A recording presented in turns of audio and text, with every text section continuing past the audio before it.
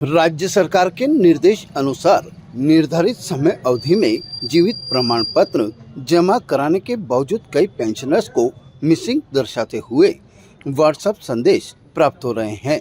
इस तकनीकी गड़बड़ी से पेंशनर्स में भ्रम और चिंता का माहौल बन गया है। कई बुजुर्गों को आशंका है कि कहीं उनकी पेंशन प्रभावित नहीं हो जाए। इस गंभीर मुद्दे को लेकर पेंशनर समाज ने राज्य सरकार और डायरेक्टर पेंशन जयपुर का ध्यान आकर्षित किया है। समाज के प्रतिनिधियों का कहना है कि पेंशनर समाज के पदाधिकारियों का कहना है कि बड़ी संख्या में पेंशनर्स ने समय पर प्रमाण पत्र प्रस्तुत किया, लेकिन पोर्टल पर तकनीकी कारणों से अपडेट नहीं हो सका। परिणाम स्वरूप उन्हें मिसिंग की श्रेणी में दर्शाया जा रहा है। पेंशनर समाज ने मांग करी है कि ऐसे मामलों को मानवीय दृष्टिकोण से देखा जाए और जिन पेंशनर्स का लाइफ सर्टिफिकेट तकनीकी कारणों से अपलोड नहीं हो पा रहा है, उन्हें राहत दी जाए। पेंशनर समाज के अध्यक्ष कश्मीर सिंह ने इस प्रक्रिया की समय सीमा बढ़ाकर 28 फरवरी 2026 तक करने का अनुरोध किया है, ताकि कोई भी पात्र पेंशनर्स आवश्यक परेशानी का शिकार नहीं हो।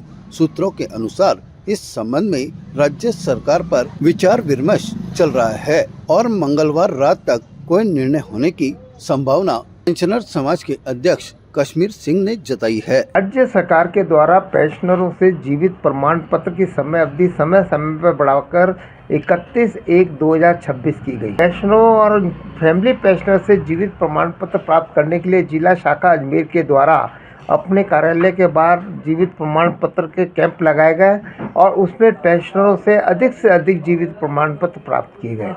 पिछले 2 दिनों से पेंशनर समाज के अंदर ऐसे अनेक पेंशनर आ रहे हैं जिनके द्वारा हमें ये अवगत कराया गया है कि उनकी मिस मैचिंग के संबंध में उनको व्हाट्सएप मैसेज आ रहा है जिसमें कि उनका पीपीओ और बैंक अकाउंट नंबर टैली नहीं हो रहा है।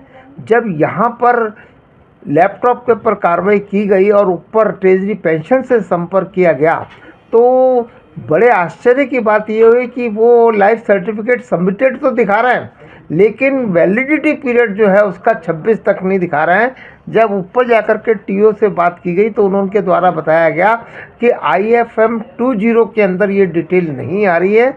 IFM 30 जिसका के टीओ के अधीन है उसके अंतर्गत ये प्रमाणित होता है कि पेंशनर्स के द्वारा जो लाइफ सर्टिफिकेट जमा कराए गए हैं वह विधिवत रूप से राज्य सरकार को प्राप्त हो रहे हैं।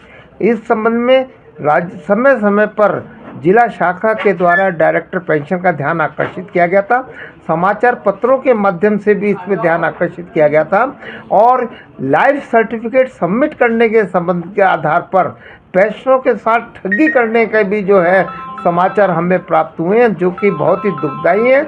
हम राज्य सरकार से अपेक्षा कर रहे हैं कि वो अपने इन महत्वपूर्ण कार्य के निष्पादन के अंदर पेंशनरों को अनावश्यक रूप से परेशान होने से बचाएं और अप टू डेट लिस्ट जो उनको 31 जनवरी तक प्राप्त हो गई है उसके बाद केवल उन्हीं पेंशनरों की ट्रेजरी वाइज लिस्ट जारी करें जिनके की लाइफ सर्टिफिकेट उन्हें निर्धारित समय अवधि में प्राप्त नहीं हुए हैं। I want to be a guitarist and software engineer. I want to become a cricketer and my dream is to become a IPS officer.